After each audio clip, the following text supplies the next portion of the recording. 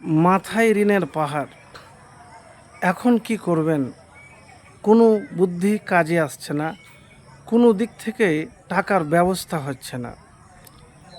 এত ঋণ যে সামনে সব পথ বন্ধ। আমি একটি দোয়ার কথা বলবো, এই দোয়া মন দিয়ে উঠতে বসতে পড়ুন। ঋণ মুক্তির রাস্তা পাবেন ইনশাআল্লাহ। প্রিয় ভাই, যে দোয়াটির কথা বলবো, আমার কোনো বানানো কথা বলবো না আপনাকে। ঋণ মুক্তি লাভের দোয়া। মানুষ অভাবে ও সংকটে পড়ে, এটি জীবন ব্যবস্থা খুবই স্বাভাবিক বিষয়। তাই কেউ যখন আর্থিক দুরবস্থায় পড়ে কিংবা গুরুতর প্রয়োজনে বাধ্য হয়, তখন অন্যের কাছ থেকে ঋণ নেয়। ঋণের টাকায় নিজের প্রয়োজন ও আবশ্যিকতা পূরণের চেষ্টা করে। কিন্তু ঋণ কারো কারো জীবনে কখনো অভিশাপ বয়ে আনে।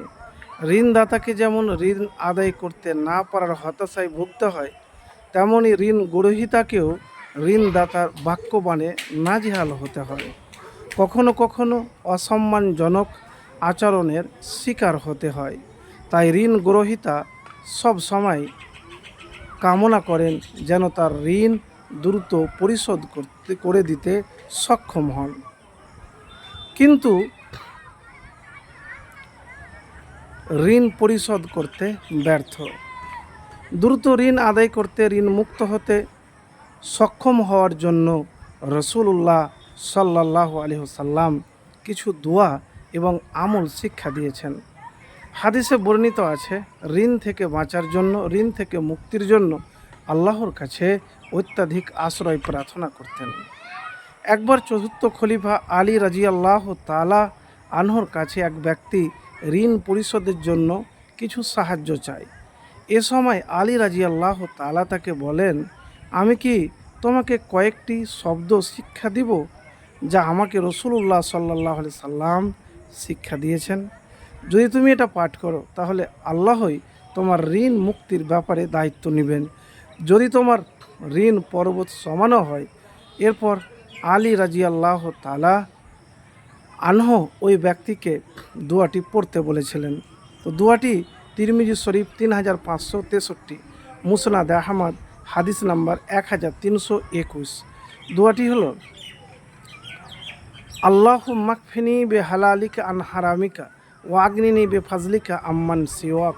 হে আল্লাহ, হারামের পরিবর্তে তোমার হালাল রুজি আমার জন্য যথেষ্ট করো, আর তোমাকে ছাড়া আমাকে কারো মুখাপেক্ষী করো না। সেই অনুগ্রহ দ্বারা আমাকে সচ্ছলতা দান করো। তো প্রিয় ভাই, এই ছিল দোয়া। এবারে বলবেন এটা কি সত্যি হবে? তো এতটুকুন বলবো, যখন কোনো দোয়া করবেন তখন কিন্তু আশা রেখেই দোয়া করতে হবে আল্লাহর উপরে, হতাশ হয়ে করলে হবে না। অনেকে দোয়া করে, কিন্তু দোয়া করার পর যখন ব্যর্থ হয় তখন কিন্তু ভরসা আর রাখে না। অমনোযোগী হয়ে দোয়া করবেন না। তো প্রিয় ভাই, এই দোয়া কিভাবে পাঠ করবেন? আপনি সবসময় পাঠ করবেন। তার আগে দুরূদ শরীফ একবার পাঠ করবেন। দুরূদ শরীফ না পাঠ করলে দোয়া কবুল হয় না।